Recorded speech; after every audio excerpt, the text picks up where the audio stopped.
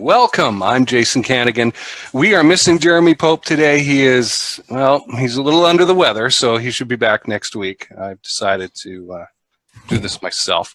Our guest today is Joe Girard, who is I like to call him the sales manager trainer to the stars. He is our coach. You've never told me that. I think I tweeted that last night. Sure, okay. It was pretty awesome. So what we do on the Sales Call Overhaul is, first of all, we talk about the product Sales Call Overhaul.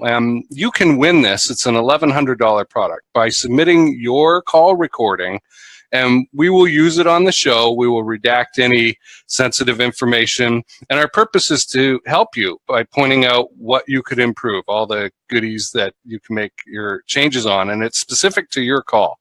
So if you want to submit your entry, just message Jeremy or myself, and we'll hook you up with that. There was a link to it that we'll probably dump into the... Can I apply? You could, but I think you know as much as we do, or more. I'll be doing my own reviews. That's right. That's right. Yeah. Our guest next week will be copywriter trainer Lucas Rashesky, which is pretty cool. I'm looking forward to talking to him about high-ticket selling because he knows a thing or two about a thing or two. And also, I'd like to know who you would like to see on our show as a guest. Please feel free to message Jeremy or myself and let us know. So our topic today is the human side of high-ticket sales, and that's because I want to talk about high-ticket selling and sales management, and Joe is all about being a regular human being when it comes to selling. He is straight out of the book, The Challenger Sale, without being a jerk about it, which is pretty cool. Oh, I like that. If you've never read that book, it's all about somebody going in and creating a vision for the future with that prospect, that prospect probably wouldn't have come up on their own with. And I know we've talked enough in our coaching sessions about your experience in the field of education and creating possibilities like that. So it's about getting you as the prospect to be brimming with those possibilities and heading in a direction you probably haven't considered before. So that's pretty exciting. But you know it's the right one deep down. Yeah. And what Joe is about is helping salespeople transform into sales heroes. That's a term that he uses that I'm going to get him to define shortly. And for sales managers and business owners like us, Joe works with them to develop systems that produce the right activities and results, not just hot air motivation that's quickly gone. Okay, so don't be a salesy weirdo is one of his maxims, and we're excited to have you. I got the mugs. Oh, look at that. That Y is right there. Don't be a salesy weirdo. So what is a sales hero, and how do people get there? Well, you know what? Let me. I'm going to flip that on its head. I have, if anybody wants to check it out, I have the Sales Hero Academy. Years ago, I thought of this idea of building this academy. I was like, what am I going to call it? We came up with this term, the Sales Hero, because I think selling is very heroic itself. Because most people that don't know how to or have never sold, they don't get it. Like when I was, like you mentioned, I was in education. And it's not about swooping in, saving the day, and being this like big, like I can do it. Like that's what a lot of people think selling is this caricature that we put on. And so the sales hero side, like in education, I was just talking to one of my clients yesterday about this, and they're in the admissions world, and people would come in very happy. They'd meet with us, and then they'd leave crying and thanking us. And people go, "What the hell are you doing in that office?" Right? And for the sales hero side of it was something where I'm like, you're putting the company on your shoulders to help them win, and you're willing to take all the crap, all the rejection, all the stuff. And also you go into like the boss's office and he goes, "What's happening with your numbers?" And it breaks your heart and it crushes our sensitive little baby soul. And then we got to go right back into a meeting and try and be on it and focus on the person in front of us and try and be present with that person and forget about what just happened and forget about what we have to do. It's really heroic, the idea of selling, because it's not for everybody. We know that. And so I started building these academies and building this stuff to kind of support that, but it wasn't resonating. And when I knew it wasn't resonating was I spoke at an event. There was a whole bunch of people and I was doing a session on being a sales hero, because I thought that's just a great concept the way I just explained it to you, because it sounds right. People get it. But then the guy introduced me on the stage. He goes, "This is Joe, and he calls himself a sales hero." And I'm like, "No, that's not what it is," because it's that whole ego, that bro mentality in sales where it's like, I'm the best, let's hustle, kill it, crush it, close it, all that stuff. So I was working on trying to reframe what that is. And then by accident, I was on a sales, I do a lot of, I'm obsessive with sales call reviews. I listen to them in my car. I'll listen to them anytime. I love the psychology. I love the subtle interplay between people. We've talked about this so many times. And I remember there was this one call, I was listening to a client, and this girl she's awesome, man. When I talk to her, she's on it. We do role plays. She kicks ass. And then I listened to her call. I'm like, something's weird here. And so I asked her, I'm like, you were being weird. She goes, I was being weird. I'm like, what happened? She goes, I don't know. And so we started talking about, like, you're just being a salesy weirdo. And it stuck with her. I tried it with other people, this term salesy weirdo. And no matter who I talk to, no matter how many years they've been doing it, they understand the concept of being a salesy weirdo. This character we put on, the armor that we put on, this approach that we take, because that's totally normal for us to get weird. And what happens when people get weird?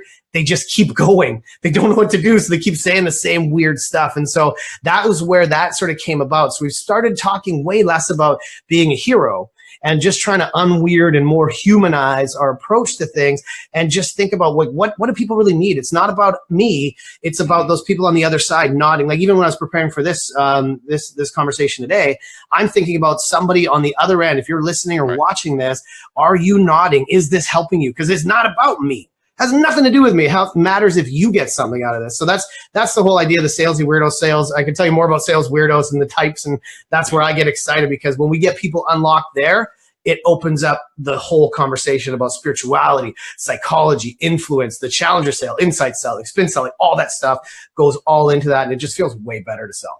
That's the long answer. Okay. Time to drink coffee. We want the long answer. That's good. So if somebody is watching and they wonder, am I being a salesy weirdo? What are some indicators? You mentioned some types and that. Let's get into that. 2 types. And when I just did a session with a brand new sales crew yesterday, and I was telling them, and they just were nodding. They're like, yep, that's exactly what we're doing. The first type is, and we know the easiest way to spot it, I was doing an email review. I was like, show me the email you send to people. Do you know what, like, they had 9 of in the email? Can you guess what it was? Eyes. Exclamation marks. Oh. Salespeople love exclamation marks. I'm like, why would, and if you read that email, like, an exclamation mark is a point that says I'm exclaiming, right? So if you read it the way you wrote it, you're just crazy excited. You're weird. And so and that's what you run into. You go networking and somebody's like, how are you today? It's nice to see you. I can't wait to meet you. You're like, geez, back up, man.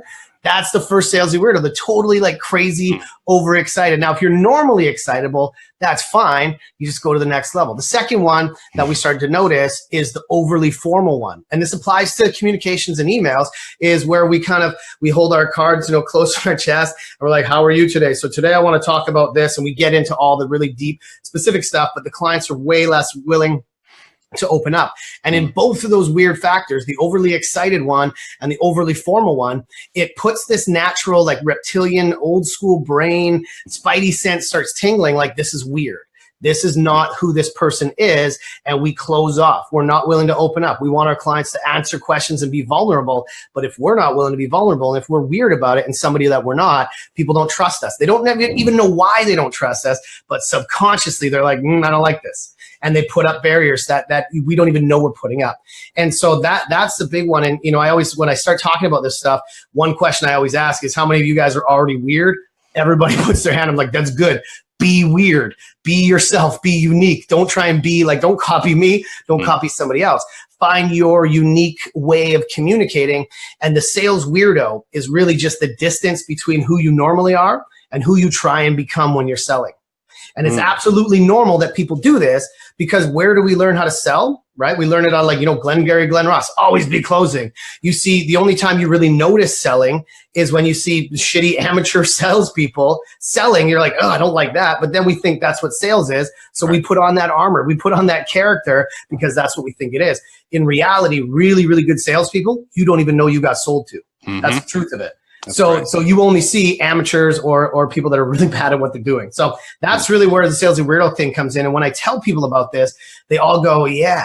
And so we know when we're getting weird. We absolutely know when we're different than who we normally are. And we know when somebody's weird to us. So if we can just get rid of I spend most of my days just helping people be less weird. It's a really weird job that I have, but that's what we try and do. So that's my answer. Totally makes sense. And I know from my own experience, I got 10 years into professional work before, and I thought this was the way you had to do it because I didn't know there was any other way. And it didn't occur to me to ask the question until that point. Hey, is there another way of doing this? Yeah.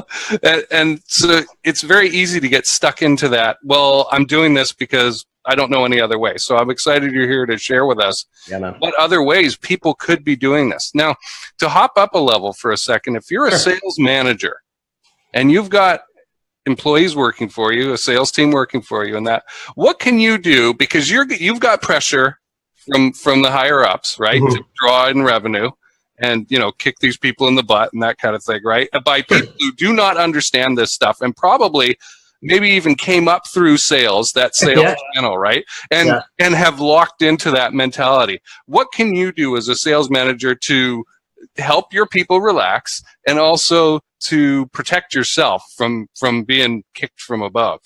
Yeah, that's a big one because that's what, the worst thing you can ever do is be really good at selling and then get promoted to management. That's the worst thing because all of a sudden you're like, what do I do now? Different skill set. And all of a sudden you are managing up, managing down, and all eyes are on you. And so it accelerates that whole idea of that like turtle mentality and that risk because you're like, oh man, not only because it's like the question you ask yourself is if you were really good at selling, why aren't they doing it the way I did it? Why can't they just do what I say to do? Because people just don't do it like that. As a sales manager, I've got a number of clients that I really help them understand the psychology of their teams, and not everybody's going to do it the same way you would do it. And everybody has a unique set of skills. And if you understand the number one thing that the answer to your question is, it's about systems and knowing your numbers, right? If you just have good people on your team, you can teach them, right? And I'm going to meet with some guys I used to work with after this, but they used to bug me because I would say to my team, like all the time, I put you in two categories: those that don't know how and those that don't want to, right? If you don't know how, we will teach you. We'll give you everything you need to know. But if you don't want to, you have two options: want to or get out. That's it, right? We want people that are coachable. And then you have to build systems. It's not about just motivation, but you need people to know what they should be doing each day. Each call, each like customer stage, you have to map that out. I was talking to one of my clients the other day, is I'm very much a systems thinker, but the systemic way of thinking and building like if then this and choose your own adventure, yes, no, if then type of thinking allows us then to know exactly what we should be doing. Building customer roadmaps, building stages, building customer pipelines. Then you go, okay, now in the moment, I can be present, because I've been able to drop my mental energy to be able to be present with somebody on the phone, somebody face to face. When I'm sending an email, I can make it way more about the client. I can make it way more about serving because I'm not going, what should I do here? I already know what I'm going to do because I've mapped it out. And then once you've done 20, 30 of that one thing, you can come back and test it. So for a manager, this is my long-winded answer for a manager, is they should know what are their systems. What are the processes each person should go through, and where are their strengths? So if let's say if on a typical sales process, you've got, we first have to, we got the leads coming in, so marketing's done their job. How do we get those leads to be able to have a two-way dialogue? That's the biggest change we've seen over the last 10 years is leads aren't leads anymore. Leads are people joining lists. So now we need to turn lists to actual leads of people we've communicated with. Then those leads become prospects. Prospects become qualified. Qualified becomes, a customer or a proposal, then a customer, then a referral. So we know those, 6, 7 stages in our pipeline. We say, okay, now some of our guys or women are better at one thing than the other. Help them improve in these smaller levers, in these little micro conversions. Then within each one of those, we've got segments. We understand who sells better, the types of clients. And so if you know those things and you see the numbers based on those systems, you can have much more meaningful conversations with your team rather than, hey, let's do a rah-rah session and get you pumped up, right? If people don't know what to do, how do they know they did it? And that's where the systems comes in, right? And that's what I used to do with my team. They're like, oh, I need to get better. We're like, all right, let's work harder. The answer is not working harder. and I hate the word it's working smarter, but it is. It's knowing what should happen so that you can make smaller incremental improvements. It's the same thing with your diet, your nutrition, your health.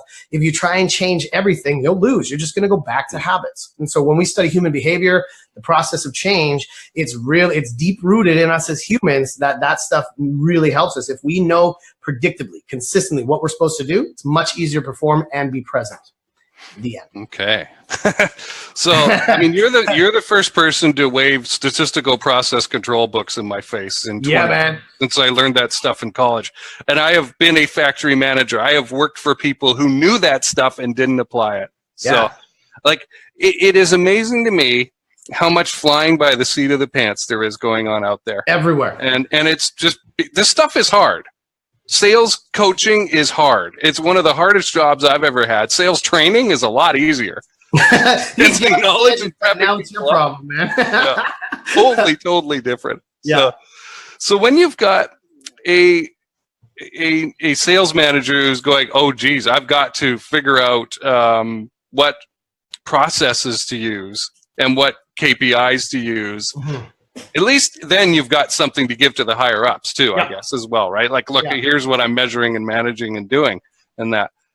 How do they keep that human element in mind when they're creating these things? Because when you think of measures and numbers and that, those are very logical, binary, you did it or you didn't kind of things. Okay, so how do they keep it human on that side? Mm-hmm. See, this is a good question, because if you think about reports, like we used to do, I think when I was selling, I would do 1,200 leads in a year, right? Mm-hmm. And then I would look at my report, and out of those 1,200 leads, 800 people would book an appointment. Out of those, 650 people would show up for appointments, and then out of those, we have 650, I would probably convert 300 to 400 of those into sign up for a program. Right. And out of those numbers, I would always not look, how did I do, but what did I miss? Because out of 1,200, if I get, say, 300 people, that's 900 people that were like, hey, I'm interested, that never did something. Right. So we want to look and say, well, what happened to that person? Right. Forget about the numbers. As a sales manager, you coach your people on the people. But you report on the numbers and the results. And so the lesson that I used to learn because I used to do I had a team of 50 people that I would work with, and then we had big board meetings, and I hated meetings, man. They kill your productivity. But you go to meetings and we report, and the one thing I was really good at was to say, okay, and they would come around and everyone would just get beat up in these meetings. But I would say, okay, here's what's happening in my 6 locations.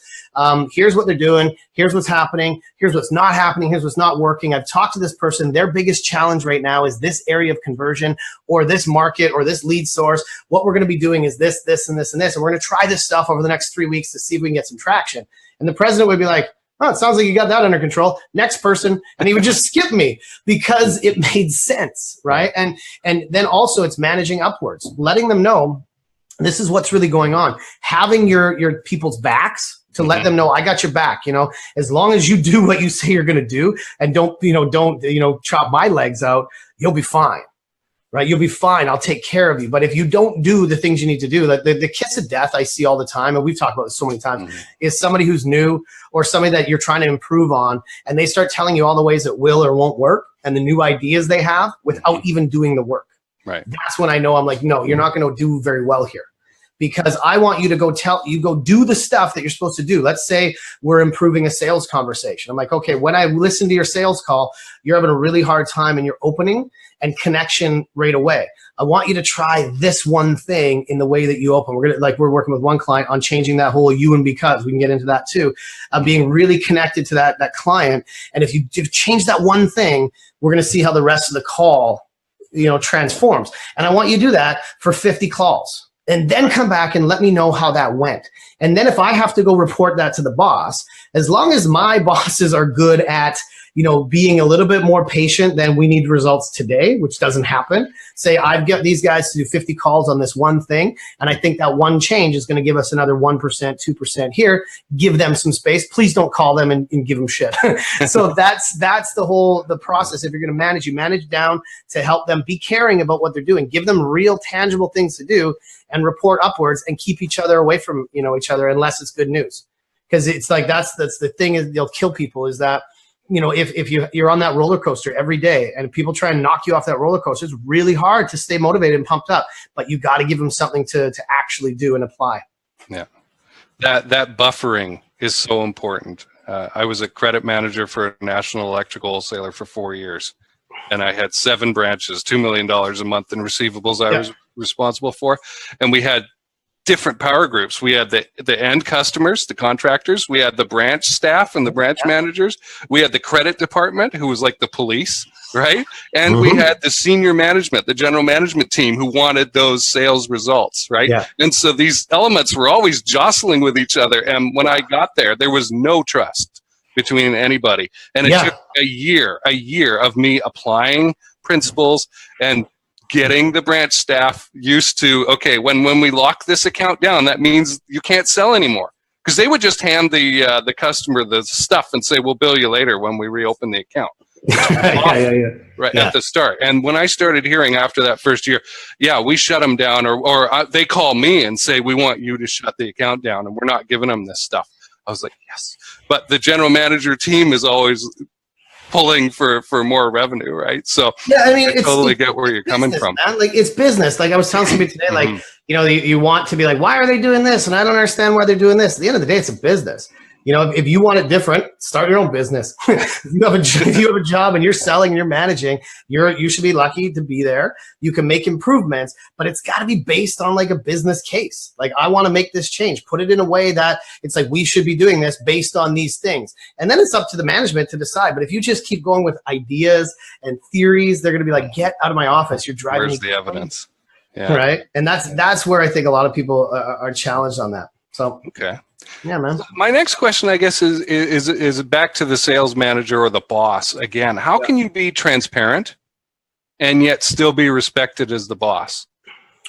And the example that comes to mind is like sharing the innards of the sales comp plan with here's how we're screwing you kind of thing, is a way that it could be interpreted. Okay. Right? If the numbers, I fear, that's a fear, right? Is it true? I don't know. But before, and what we've done with ours. That's well, I think that not to be a jerk, but I'm like, don't think about like we're screwing them. Some comp plans they do. And if the comp plan, the comp plan should help the company make money. It should, like, if you're going to look at your comp plans as an organization, does this actually align with our goals? One of the challenges I see with comp plans is it's very focused on the sales and helping those increase revenue, but it might not actually be focused on the goals of the company. So now you have operations managers, you've got marketing managers, you've got VPs that are talking about these numbers, but the salespeople have said, we need you to do this. And then when they go, hey, this isn't working, they come down and the salespeople say, we need you to do more of this, but they're like, we're doing the stuff you told us to do. Salespeople, and I can say it because I am one, you are one, we are like training dogs. Because if you don't create consistency, we will follow the treats, we will follow the behavior, tell us what to do, but don't make changes. Give us room to assimilate to that material. And humans by nature, and this is actually quite funny, is years ago I started my company. I was like, I need to come up with something. What are things I believe in? I was looking on GoDaddy. I was like, what am I going to call it? And I just started mashing words together. And that's how I came up with Change, Grow, Achieve. That's my business, changegrowachieve.com. And now, as we've been building this, I'm hiring people on my team. We're really focusing on the psychology, the process of human change, process of organizational change. And that's where I totally believe in, is how people can change through stuff. Plus, we need to help people grow and develop, give them space to learn, but not, cut their legs out. And that will help us achieve. I'm like, hey, that worked out really luckily. That's my business name. And when we start building our programs, that's what we're trying to do. So if you're trying to, from the comp plan side, is you're showing them what's possible. The comp plan should be designed to help them win and help the company make money. And also be consistent enough that somebody can take at least 3 months, 6 months to get a chance to win with it. Because salespeople will try and figure out how to work in that system. They like stability. They can't thrive in chaos. So whatever system you put them into, they will get comfortable with it. They will find a way to win. But if you change it every 3 months, you change it every 6 months, they start to get shy like an abused animal. And they start to go, I can't do it. I'm just going to do what keeps me safe. And now you can't have the real conversations. Right. You have taught us to build a comp plan that not only goes after the revenue and rewards the making the sale, but also other behavior that we want to see. Right. It supports that. Totally. And looking at like the goals of your company and how to scale with that, give yourself room to do cool stuff. Like, the when we talked about comp plan stuff, the tendency is to say, well, we want to pay these guys as much as possible and attract them. It's like in all absence of every other reason, money's the only thing that matters. But there are hundreds of other things that people want. They want to be part of their team. I was talking to somebody yesterday about, the idea of entrepreneurship. It sounds great and lifestyle business, but when it comes down to it, people get lonely. So they love being parts of teams and building things and getting involved. And so that's part of it. And recognition, rewards, there's all these things that you can do. But if you maximize your comp plan and revenue and can't give back to your staff or set unrealistic expectations, you're just shooting yourself in the foot. And it's really hard to scale your business. So there you go. Comp plan should reinforce behaviors, man, and the ones that you want leading to your ultimate goals. And then they can have better conversations with the other like cross-functional departments. If your sales team have a comp plan that they know how it drives profit and how it helps grow certain things, they can talk to your ops managers from a much different place. How do we help you guys make more profit? How do we do this? And do team-based bonuses and have stuff where everybody's excited to actually do what works and not be like, well, you did this and you should be doing that. That's where people get killed, man. Reducing friction. Yeah. That's so important, up and down. So you mentioned the you and because thing. I want to talk a little bit about how you recommend connecting with prospecting for high-ticket prospects, I guess, because it seemed to be where you want to go. And I know you've got value to share in that area. Oh, you're so sweet. So when you're looking for people and brands that you might like to work with, how does that happen? Yeah, a little bit of both. There's a couple of things, actually. I spoke at an event the other day. And what I think my mission, not I think, but one of our missions this year is to just try and cut through the noise of what's out there. Like you guys get emails all the time. I get sales emails all the time. People message, people are trying LinkedIn stuff. And it's very, inauthentic the way people are doing outreach now. And even the people that are doing good stuff are getting lost in the shuffle because these marketing messages are just, there's too much. Right? I can't keep up with it. So what we've been doing, and I know works so well in the sales side, is really, it's just, I come back to it's just giving a shit about your customers and being like, what is it about them that I'm actually interested in? We're doing, we just did a proposal for a company that does like, it's a very ethical, we call them for benefit companies. They have apparel and they clothing, and they're looking to do sales workshops for their whole organization. They're trying to expand into the US. And so I'm like, wow, what I look for with them is what are they involved in? What are the charities? What are their values? What's their vision? So then even when they come inbound to me, I'm going to say, man, I'm excited to talk to you because I see you guys are doing this work in mental health, which is something that's really, important to me for these reasons. I think we'd have a great time talking. And as I see you guys are doing these projects, I would love to see how you're putting those things to market. So the you and because, the psychology of it is the number one word people like to hear is you. But if you combine it with because and you're authentic with it, you will get like 97% buy-in. I remember reading a study on that. And so anytime you're going outbound or inbound, find a reason that it's exciting to talk to them. I know one of my clients, they do high ticket funnels, and they get even just basic applications. And the question is like, what are you trying to do in your business? You can tell in even like a couple sentences what's driving that person. If they wrote it down, talk to them about it, right? If they tell you something, pay attention, ask them about it. Because these are, and I'll get in, actually I should tell you this after, the getting into the bids and the psychology of relationships. That's where it really matters. So you and because is just how to get rapport quickly to show them that you're about them, not about your offer. Because as soon as you move to product service, which everybody wants to jump into, you lose. It's late. Right? So if you're sending out an email, like the number one email that I'll get is somebody's like, hey, Joe, I got a guy, it's funny. I don't reply to anybody's stuff because I get overly sold to, but a guy I've never heard of before, ever, reached out to me and said, hey, Joe, I was looking at your site. And I see you're doing really interesting things. Like I loved your post about this because of these reasons. We're looking to interview experts in these areas. I know you must be super busy, but I'd love to see if you want to be on our show and do this and get a video. Here's a link to what we've been doing. Let me know what you want to talk about. If you're too busy with this, let me know. I was like, okay. And I looked at his stuff. I was like, this is cool. So I was like, yeah, dude, I'm in. So I booked a call with him for Monday. Like I'm busy, but I'm like, yeah, this sounds awesome. I'm in. Yeah, there's no funnel. There's no, follow-up process. It was a good email. I'm like, you sound like a normal guy. I'll talk to you. You sound like somebody I want to talk to. Right. And like that's people will talk to you. They have tons of time, just not time for useless people. Right. I talk to executives, VPs all the time. CEOs, owners of big companies, and they will answer the call if they're like, yeah, this, you know, they look at the phone and be like, oh, this guy helps me. He's got cool stuff to talk about. He helps us do our stuff. Whether they buy from you or not, you're giving a shit. You're helping them do stuff. Right. Because we see in Facebook groups, there's you got to know, like, and trust the other party, or they have to know, like, and trust you before they buy from you. And there's an impression that I get, a very definite impression, that people think that takes a long time. No. And it does not have to. It can be done, as you pointed out, virtually instantly with the right do you talk about the dog whistle phraseology? The dog whistle? Yeah, it's something I've heard from some people. I talk about Caesar Milan and how to like break through, like disrupt patterns, but I got all sorts of. I got tons of stuff. We do this for hours. Yeah, you got that big bookshelf there that you've actually read everything. I actually read those books. I got books. I had to build another shelf right here. Bring them up, and you're like, oh, in our sessions. Yeah, like like you said, we talked about like the goal and variation and statistical analysis and probability. That stuff's exciting, man. Because when you start to, one of the free-toed Capra is that here. Is like, where is it? No, come on, Joe, find it. It's somewhere. Anyways, it's in here on this. I can't see it. But it's this is exactly how our coaches about how like probability and statistics and numbers work in nature. Right? You're looking at, like all of these different things. So to be able to understand, now I can't think of it right now. How pine cones. What's that term? The golden circle is. You know what I'm talking about? The golden. Oh, what am I? Not the golden circle. The golden ratio.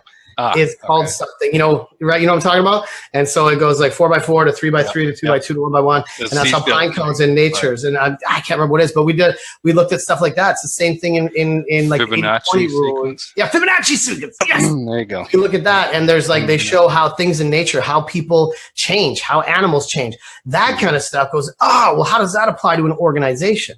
Right? You want to hear a crazy story? Because now I'm just all hopped up on coffee. Talk it. Yeah. I was in, this was a really cool activity. I was in Berlin last year for a client. They took us out to a castle that they were doing this big offsite at. They had about 50 staff that they had just like this startup. They were just killing it. And they did this activity. And I want to make sure I get this activity right. They had everybody go in this big field. And they said, okay, so you are, I want you to be the victim and you to be the hunter and you be the protector. And I want you guys to organize yourselves in a way that the victim, the hunter, the protector has to get themselves in between the victim and the hunter. And you can pick anybody in the crowd, right? And as soon as they did that, all these people started going around, and this whole thing like just started to move, and it kept moving all in this big circle, right? Then there was the second one and it would just never stop. And then the second one was, how did it go? It was like, now they reversed it. I forget what it was. You're the protector and they're the hunter. And then everybody kind of went in together, and I can't remember how it went, but everybody then could see it, and everybody was like all tight in this big group. Then the third thing they had you do was, now I want you to form with anybody in the group, 3 people, pick anybody that you want, 2 other people you're going to make a triangle with. Doesn't matter how you make a triangle, but you're trying to make a triangle with them. And so what they did was people started to move around, and eventually the whole thing was like this, and then it started to kind of simmer. Then everybody stopped. And then they said, now I want this one person, now you run around and go somewhere else.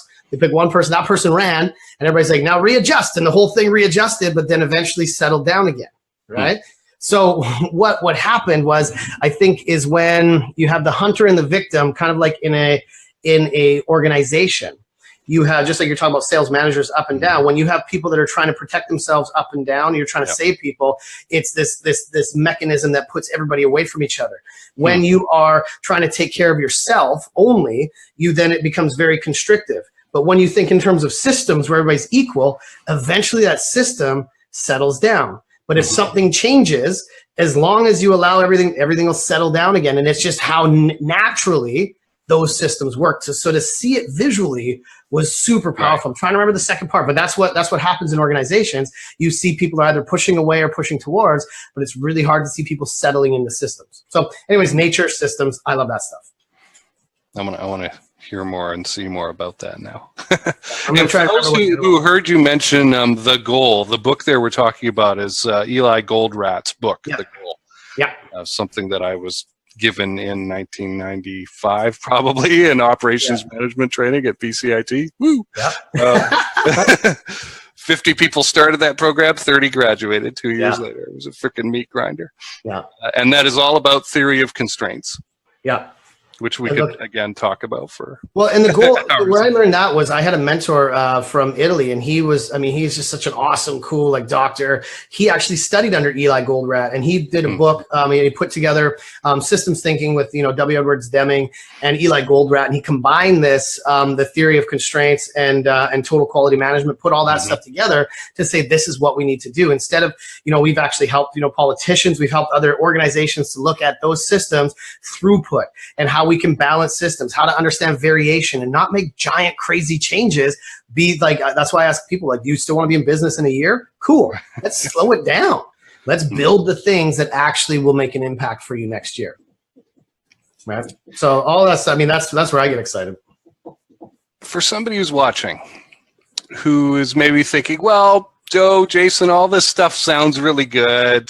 All right. But it also sounds like an awful lot of work. And this may be good for big companies with lots of resources and that. How could we help them apply what we've been talking about to their smaller organization, maybe even a solopreneur situation? Okay. Well, you know what? Let's go right back to what we just talked about. When I was showing you guys stuff on variation, statistical probability, what I see people doing all the time is way too much stuff. Way too much stuff. In every business, whether you're a solopreneur or whether you're a giant, $6 billion organization, is they're doing all of these things. So the first thing we look at when we start to do goal setting and we do time management, I say, let's just break it all down. And if you have, like, say in your day-to-day, that sometimes it's like this, sometimes it's like this, and you mapped out, say, 6 months on a chart, you would see that most likely your stuff's out of control. The first thing we do is get that into control, reduce that variation so you have very predictable things that you're doing every day. So, for me, like, I got into the rat race of being a content machine, and I was like, why am I not making money? I'm doing 1,000 things. Should I not be making more money? And I was like, that's actually not how it works. More is not better. Better is better. So we stripped away all of the stuff that wasn't pertinent to today's goals. So if you're doing goal setting, we just go, okay, what's the one thing I should focus on right now? That's why I like that book, The One Thing.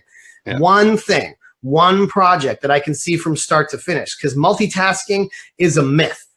People say I'm good at multitasking. I'm like, you're killing yourself. Because from a psychology point of view, we have two things happening. We have goal activation and task switching. These micro processes in our brain, if we switch from one thing to another, we lose energy. It's just like turning off and on a light bulb. You add heat, you take away heat. So that's energy lost. If you're goal activation, you're switching from I'm looking at this to now I'm looking at this. So if you get rid of all the extra stuff and you focus on one thing, like I know if I wanted to build a website and a funnel, I could do it in a day. And if I'm like, that's kind of an idea, it would take me a year. So like if I want to do a project, like I had an idea to do a group coaching program. So I was like, I think that sounds good. I finished the landing page. I finished the application page. By the end of the day, I was making calls and saying, hey, I think you'd be a good fit for this because of these reasons. And within 3 days, we filled the program because I just shut everything else off. So if you're doing something in your business, get rid of everything that doesn't have to happen. And if there's things that you're doing and being like, I'm too busy to do this, you got to ask yourself, does this matter to my business right now? I have a friend that's like, oh, we've got this CFO. I'm like, you're not making any money. Why do you have a CFO? What is he counting? What's he looking at? Get him to make sales calls. Like he's the CFO of blank sheets. So, like you look at your business and say, am I just doing stuff because I feel like I'm trying to be busy, look busy, feel busy, or am I doing stuff that's actually leading to results? So that's the first thing, is just reduce that variation and do one thing, get it done. I know for Jeremy and I that switching between tasks, you can kill hours doing that. You can kill an hour, 2 hours, half a day. Get revving up your mind again. Yeah. And I'm not bad at it, but man, it's still time consuming. So what I'm hearing from what you're saying is plan out 3-6 months ahead, a year if you can. Work backwards to what do I need to do today? Yep. You do the Pareto's Law thing, the 80-20 rule, right? Most of the things we do, including what I do, I'm going to admit to it, are just spinning your wheels. And they're not effective revenue generation. And I worry about this stuff. It's still easy to get trapped in absolutely, man. Work. So you got to be assessing, I guess, every so often, going, wait a minute, do I still need to be doing this? And then focusing on the few things that matter, and hopefully one thing at a time. Okay. Yeah. That's something that people can do.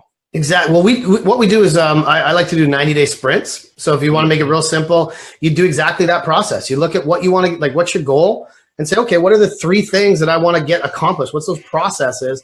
And then what are the activities that are associated to that? Anything that doesn't fall into those 3 things, 3 to 6 things, say, cool. I'm not saying no to it, but I'm going to say, hey, that would be a good thing to look at next phase, next quarter. And so you have a list of other things. So when somebody's like, hey, I want to talk to you about this project, there's this new fad that people are saying, hey, I get really good at saying no. I'm like, that's kind of a shitty thing to do to people. I'm like, you don't have to say no. You could say not right now, right? If it's not, you know what, I'm working on my business right now. I've got these things where our priority right now is getting our content on our blog. Like, let's say if that's your business. I want to do content on my blog. I want to do this. I want to build a whole repository. I want to build a nice funnel, some ebooks and lead magnets so that I can get really clean content. And somebody's like, I'd love for you to do, I want you to come and do a joint project with us on this. Be like, that's a cool idea. Right now, my focus is on this. Why don't we look at this in a couple months? That'd be a really cool project, right? And so, like, you're saying, I want to do a podcast. But how does that serve my immediate goal that I have right now? And when you go through that same thing, you do all this stuff, keep yourself in variation. You get to that next phase and say, okay, if we're in a stable mode, we've got new behaviors, new skills, new results.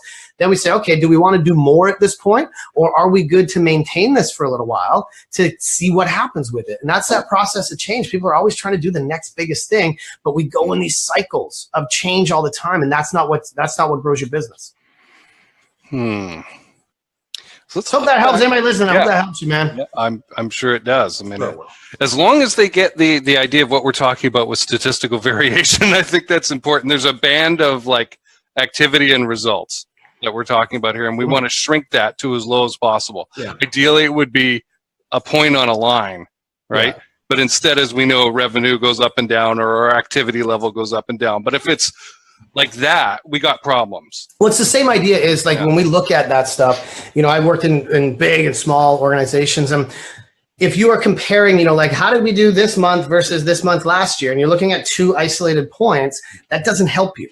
You want to look at trends in the data, and one of the things that kills me is when is somebody's like, okay, well, let's do this big push, and now we see this big spike. But when you have a big spike or a big lull, there's a bunch of like cause and effect things that happen because of that, because of the way systems work, that have to then reset. If you have a big spike, you might have to then invest in more people, or you might have your customer service might suffer. There's a bunch of stuff that happens when you have really big sales months. If you have consistent sales months, you increase them a bit, add the right resources, get into stability, add a few more things, get into stability, then you can stably grow your business in a way that's meaningful. So that people, because that's what I see people doing all the time. They're scrambling, they're hiring, firing. I'm like, and now they're spending all their energy multitasking. So that's what kills you, man. I said kills you a lot. Nobody's dying, hopefully. It's painful though. So going back to the individual salesperson then, if a salesperson is watching, what is the biggest mindset shift that you've seen that they could adopt that would be helpful? Ooh, I like this. Well, we'll go back to don't be weird, man. It's a simple concept, but if you're selling, if you're trying to influence your customers, the thing that we're looking at right now is that selling is this weird thing that people do where we need to get people to take action. And so the resistance to that, if we're saying, I want to be altruistic and help people and rainbows and unicorns and all that kind of stuff, then they resist the idea of influencing because they don't want to be manipulative. They don't want to have tactics. They don't want to convince or crush or kill or close people. So then they have these really wonderful conversations. They're like, hey, let me know if you need any help. And they don't do anything. People, if you know that somebody should take action on your product, your service, your job in selling is to influence them to take action because you're actually helping them.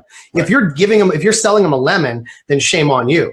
But if you know they should do something with this and this will improve their life and they're struggling with the money, with the time, with the buying committee, you help them through that. And if you don't, then shame on you. right? And that's kind of, I remember, you know, back in when I was like full on selling all the time, we were crushing it. And the reason it was is because anybody that came into my office that I knew should take action and then left and didn't take action, I took that as a personal failing that I missed something. I wanted to learn more about psychology, more about influence, how to better prime conversations starting from the beginning so they knew I cared about them. How do I even take that back to the initial sales call? What's that question I got to ask? How do I sell this appointment so that they feel like this is a crazy amount of value? If you're selling appointments with you, you want them to think like this is so valuable of a meeting that I'd be willing to pay you to sell to me. Those are mindset shifts where you're like, this is not about the product and service. This is about the people. Personal branding. How am I going to help you? Whether you buy from me or not, this is going to be one appointment you should not miss.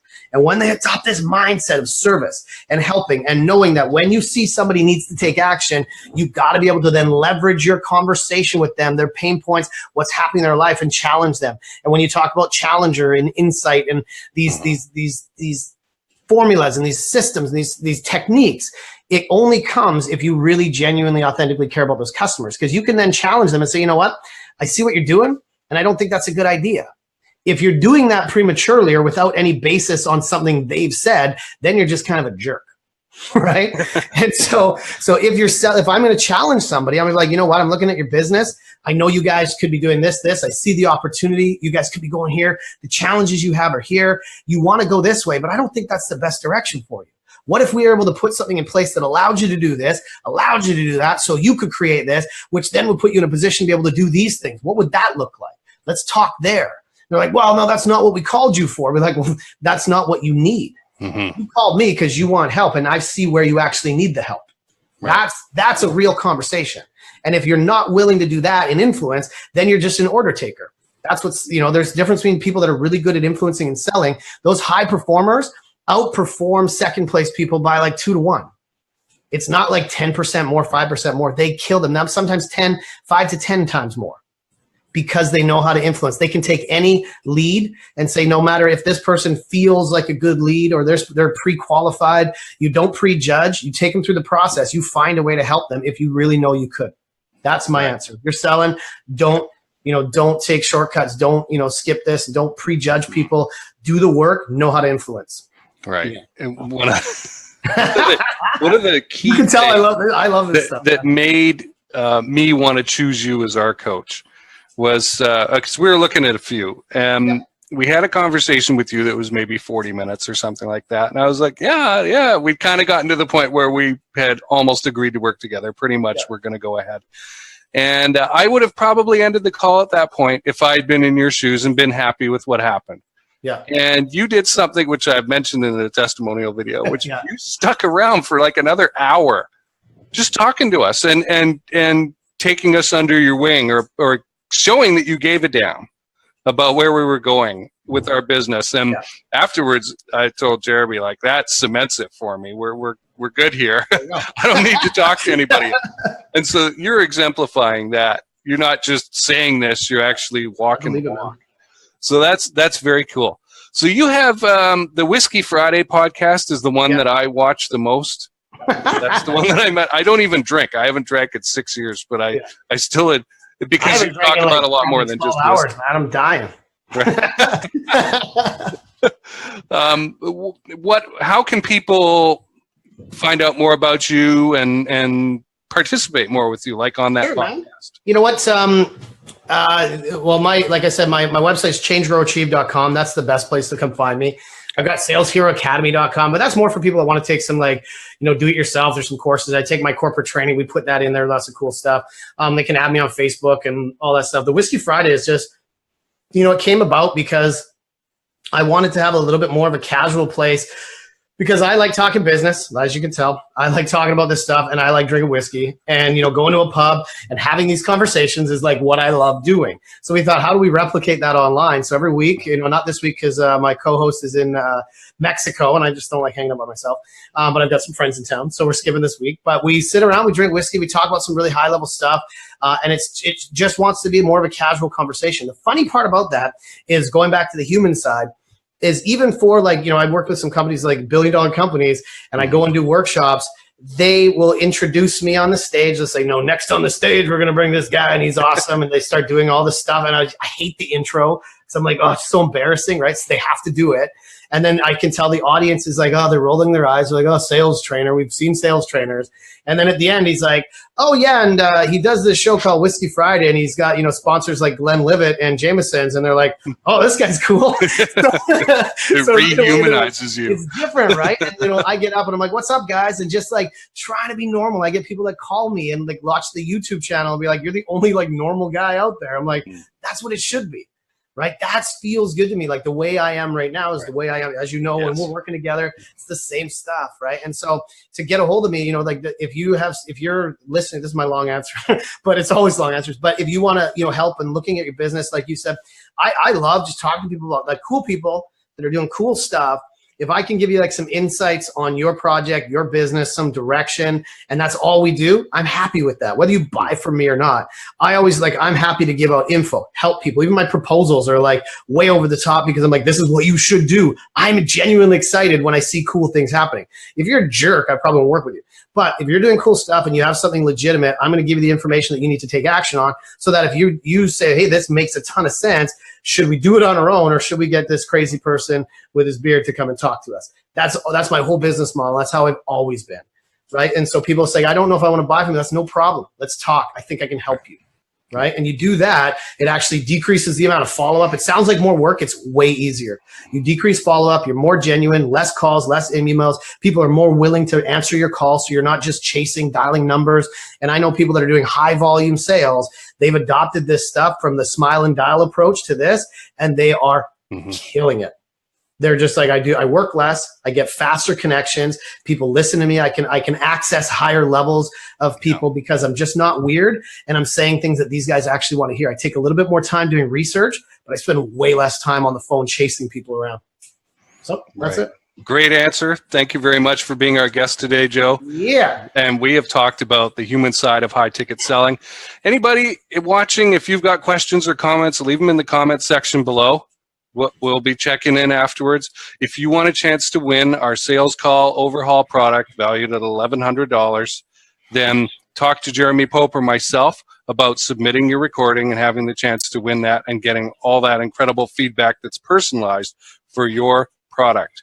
Our guest next week is copywriter, trainer, Lucas Rashevsky. Love it. And I'm excited about that, just as excited as I was this week. And hopefully we'll see Jeremy Pope again. Get better, buddy. He'll be feeling better. And our producer is Emson, and I appreciate him running this thing. Man.